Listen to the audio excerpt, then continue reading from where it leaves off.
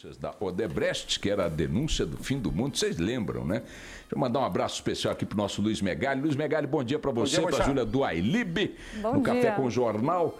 A Roberta Russo, lá no Band News TV, bom dia para vocês. Sintonize agora a TV Bandeirantes ou o Band News TV. Você terá imagens ao vivo aqui dos estúdios da Band News FM em São Paulo.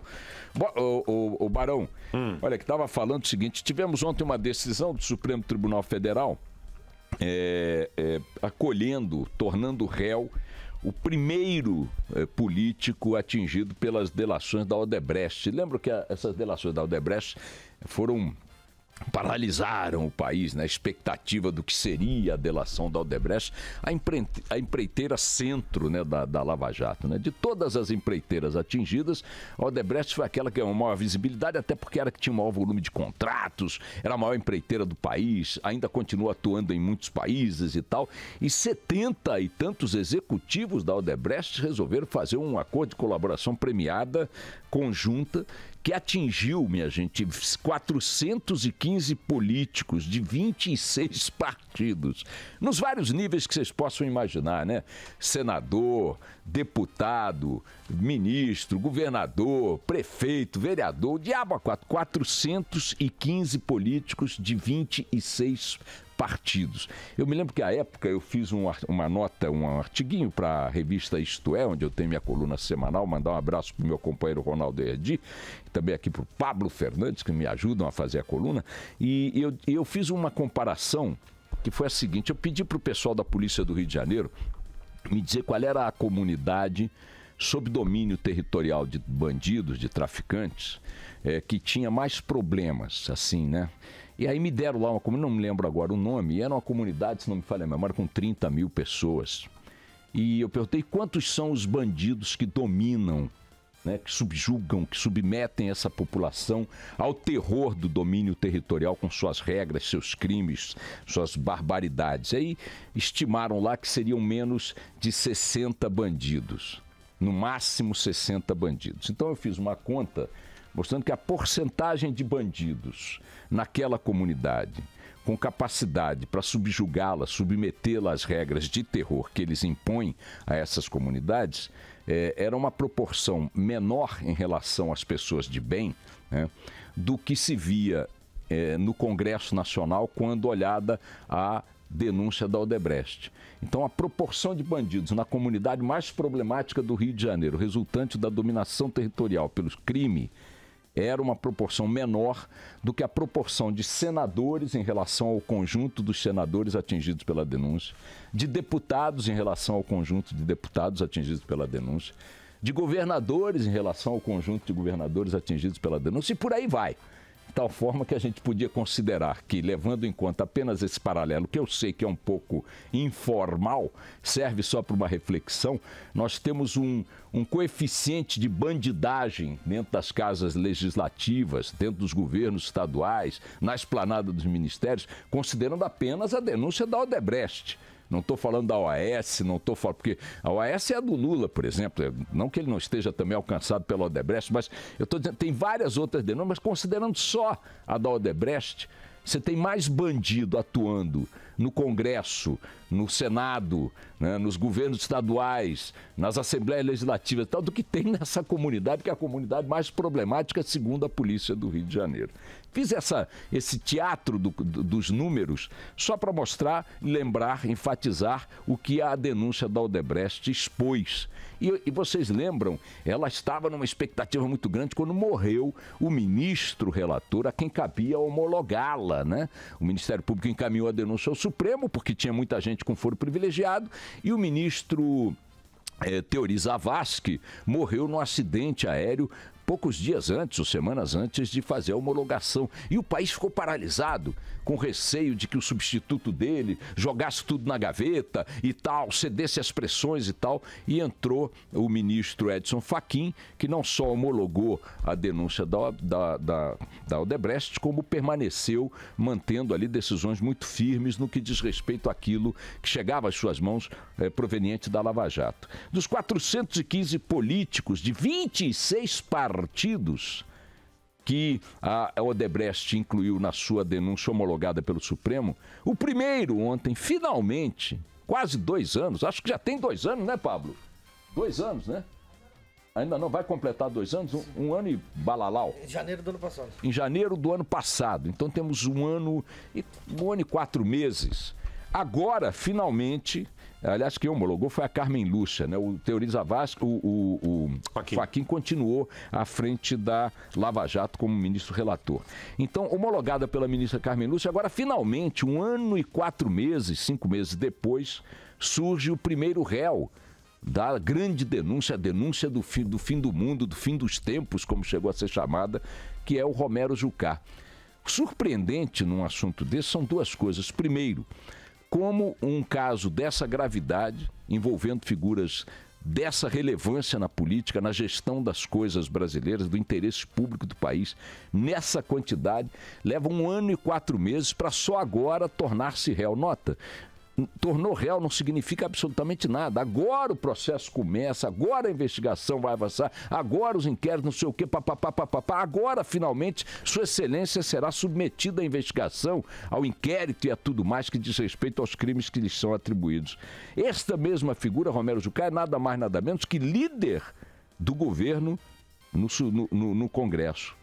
Ele é uma figura de alta relevância, do PMDB, presidente nacional do PMDB, não sei se ainda é, ou era até pouco tempo atrás, pouco importa, figura central no jogo político do governo, torna-se réu 1 ano e 4 meses depois, mostrando a lentidão com que esses processos caminham, o rito da justiça tem o seu tempo, tudo bem, temos que respeitar e tal, mas é aflitivo que você tenha uma denúncia resultante de um trabalho de investigação desse porte, com essa quantidade de figuras centrais, repito, na gestão da coisa pública brasileira, e que só depois de 1 ano e 4 meses é que vão começar a ser efetivamente submetidos a um julgamento, a um procedimento no Supremo Tribunal Federal.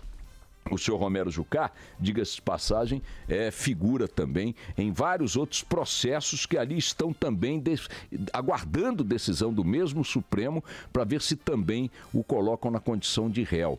Se por um lado temos que comemorar que finalmente o Supremo chegou a algum lugar em relação a essa denúncia, por outro temos que lamentar a lentidão com que esses procedimentos avançam. Por essas e outras, é que as figuras completam 130 anos de idade, 120, como o Maluf, e quando são atingidas pelas condenações, alegam doença, alegam idade, alegam não sei o que, senilidade e tal, para obterem as vantagens do não cumprimento das penas a que são condenadas. Então, a lentidão não responde a um desejo da sociedade brasileira, da população, de querer ver que as coisas produzam efetividade. Porque já bati nessa tecla aqui 1000 vezes. A Lava Jato é o maior evento de combate, de enfrentamento à corrupção, talvez do mundo, em todos os tempos. Da forma como tem sido, no tempo que tem, na abrangência que alcançou e ainda continua fazendo. Ontem teve mais operação da Lava Jato e tal. Não há nem mesmo mãos limpas na Itália, naquela que teve na Espanha e tal. Não tem, desse padrão não tem. Dentro de regimes democráticos não se viu nada parecido. A China faz coisas do gênero, tá certo? O Irã, agora a Arábia Saudita, há pouco tempo, fez lá uma razia em cima de figuras da família real que disseram que estavam envolvidas com corrupção. Mas aí teve barbaridade, tortura, cárcere privado, não sei o quê, confisco de bens na mar. Mas em ambientes democráticos, nenhuma operação teve a abrangência, a dimensão, a profundidade, o alcance que a Lava Jato vem tendo no combate à corrupção. E isso, evidentemente, é algo que mobilizou a opinião pública, continua mobilizando. A população brasileira quer ver resultados efetivos da Lava Jato. Os resultados andam numa certa celeridade quando dizem respeito a figuras que não têm mais o foro privilegiado. Vejam aí o caso do próprio Lula. Seu processo, pode-se dizer, está andando num ritmo bastante acelerado. Os críticos, inclusive, do processo, dizem que ele andou acelerado demais no TRF4 de Porto Alegre, etc. e tal, mas o fato é que, sem o foro privilegiado, Lula está na iminência de ser preso, segundo já admitem seus próprios colegas no PT. Vejam as figuras como Eduardo Cunha, que perdeu o foro privilegiado, Sérgio Cabral, que perdeu o foro privilegiado, os executivos que não têm foro privilegiado, privilegiado, todos já passaram ou estão na cadeia ou estão cumprindo penas restritivas de liberdade, etc. e tal. E a nata da política, onde está concentrada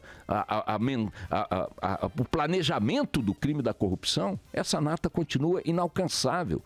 Repito, agora, 1 ano e 4 meses depois, finalmente o primeiro dos denunciados pela Odebrecht, são 415 políticos.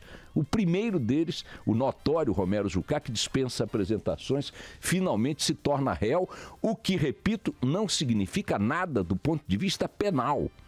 Não está impedido de viajar, não está impedido de exercer mandato, não está impedido de circular para cima e para baixo, nada. E vá saber quando esse processo terminará e se terminará algum dia, em condições de pegá-lo vivo que fosse para que ele cumprisse algum tipo de pena. Então, o campo da efetividade das coisas não é compatível com o campo da mobilização, do sentimento, do desejo da população brasileira de ver essas coisas de fato enfrentadas e produzindo consequências.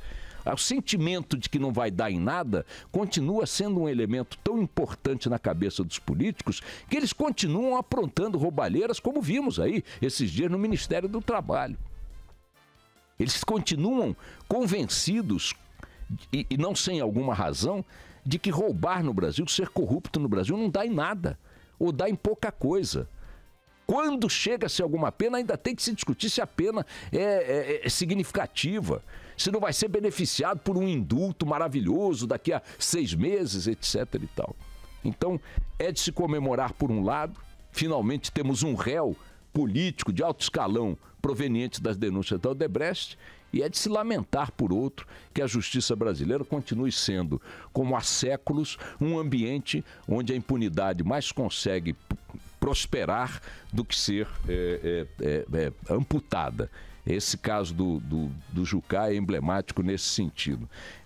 Rapidamente, meu caro Barão, só temos aí uma frase. Ontem o Marum, né, essa figura, o ministro Marum, que é o falante mor do governo, porta-voz do governo, aí, nos embates políticos, é o ministro da articulação política e tal, porque vou processar, vou pedir o impeachment de Barroso, do ministro Barroso. O que fez o ministro Barroso? O ministro Barroso foi lá e disse que o indulto de Natal do Temer era permissivo, que favorecia a impunidade, a leniência, né? Atingia favoravelmente as figuras envolvidas com corrupção, ampliando os benefícios do indulto, desviando a finalidade do decreto para esse tipo de benefício também, né?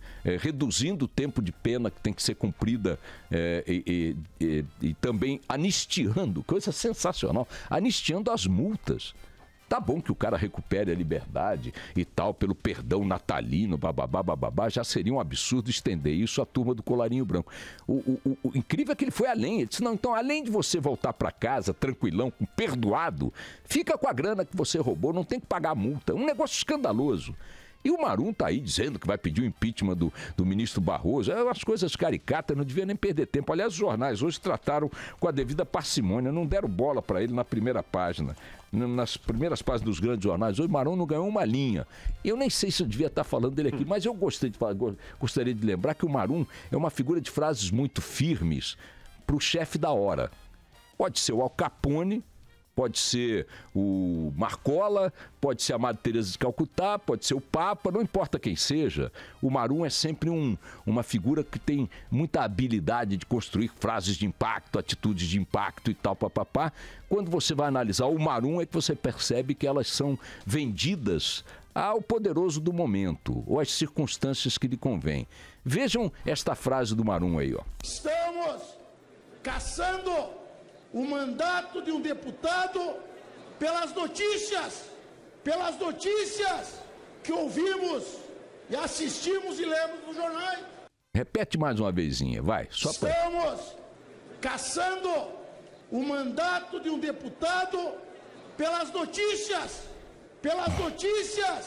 que ouvimos e assistimos e lemos nos jornais. Este é o Marum. Este é o Marum. Quem era este deputado por quem ele jogava o corpanzil ao fogo? Eduardo Cunha. Pergunto ao Marum, és capaz, verborrágico parlamentar, de reproduzir as mesmas defesas que produziste à época quando te convinha, sabe-se lá por quê, jogar-se de corpo e alma na defesa desse ladrão? Então, Marum menos, tá bom? Vamos nessa.